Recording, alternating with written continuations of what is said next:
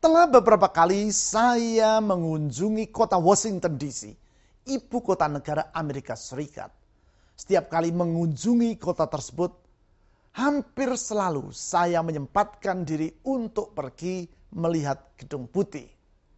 Walaupun saya telah berkali-kali mengunjungi rumah kediaman resmi Presiden Amerika Serikat tersebut, tentu bukan berarti karena itu saya telah mengenal Presiden Amerika. Apalagi saya hanya mengunjungi gedung itu dari luar pagarnya. Kalaupun saya mengetahui siapa yang bersangkutan, namun tidak dapat dikatakan bahwa saya mengenal dirinya. Dengan membaca berbagai tulisan tentang diri sang presiden, saya dapat mengetahui tempat dan tanggal lahirnya, riwayat pendidikannya, bahkan makanan yang menjadi kesukaannya. Semua informasi itu hanya membuat saya mengetahui siapa diri sang presiden. Tetapi selama saya tidak memiliki relasi secara pribadi dengan yang bersangkutan, maka saya belumlah sungguh-sungguh mengenal dirinya.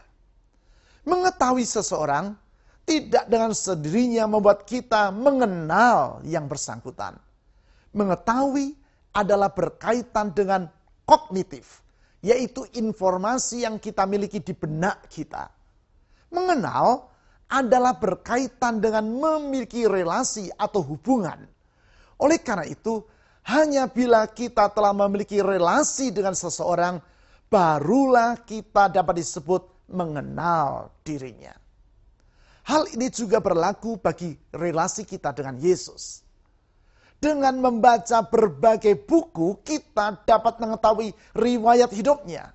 Di mana ia dilahirkan, bagaimana peristiwa kelahirannya, di mana ia dibesarkan, apa yang telah ia lakukan dan ajarkan semasa hidupnya.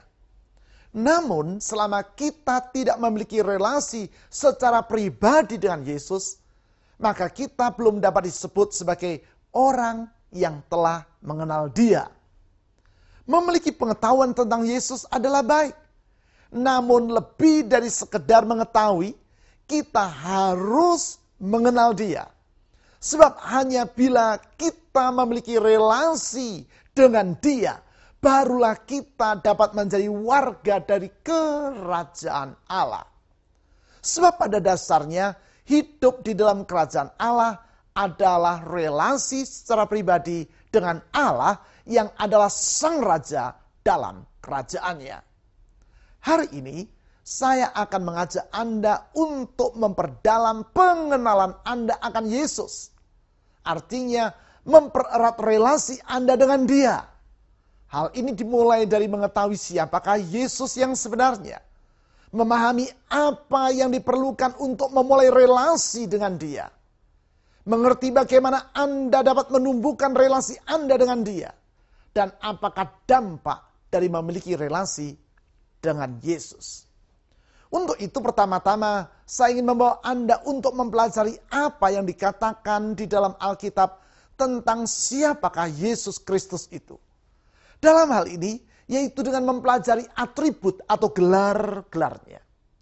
Mengapa kita bertitik tolak dari gelar-gelarnya? Sebab dengan demikian kita akan tahu bagaimana kita harus bersikap terhadap Yesus di dalam relasi kita dengan Dia. Sama dengan kalau kita mengetahui bahwa tetangga kita ternyata adalah seorang menteri, maka sikap kita dalam berelasi dengan yang bersangkutan tentu akan berbeda dengan sebelum kita mengetahui hal tersebut. Saudara-saudari, yang pertama dan yang paling utama di dalam Alkitab, Yesus memperkenalkan diri sebagai Tuhan. Kata Tuhan itu di dalam bahasa Yunani, yaitu bahasa yang dipergunakan untuk menulis kitab perjanjian baru dari kitab suci kita adalah kurios. Salah satu arti dari kata kurios adalah raja.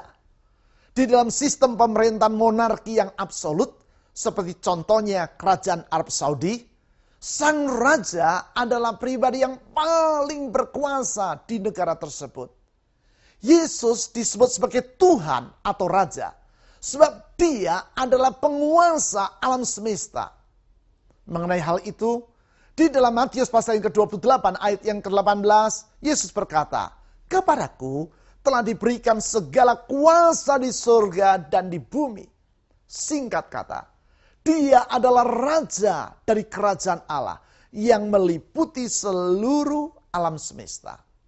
Oleh karena itu, tidaklah mengherankan apabila di dalam surat Roma pasal yang ke-10 ayat yang ke-9 dikatakan, apabila kita mengaku bahwa Yesus adalah Tuhan dan percaya bahwa Dia telah bangkit dari kematian, maka kita akan diselamatkan.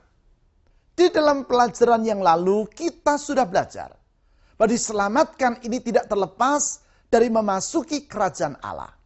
Berarti hanya bila kita mengakui atau menerima bahwa Yesus adalah Tuhan, Raja dalam kerajaan Allah, barulah kita dapat memasuki kerajaannya. Lebih jauh, dengan mengakui bahwa Yesus adalah Tuhan atau Raja, maka berarti kita juga menerima Dia sebagai Raja di dalam kehidupan kita. Kita menempatkan Dia sebagai pribadi yang paling berkuasa dalam kehidupan kita. Kita menyatakan bahwa kita akan menaati semua firman dan kehendak-Nya.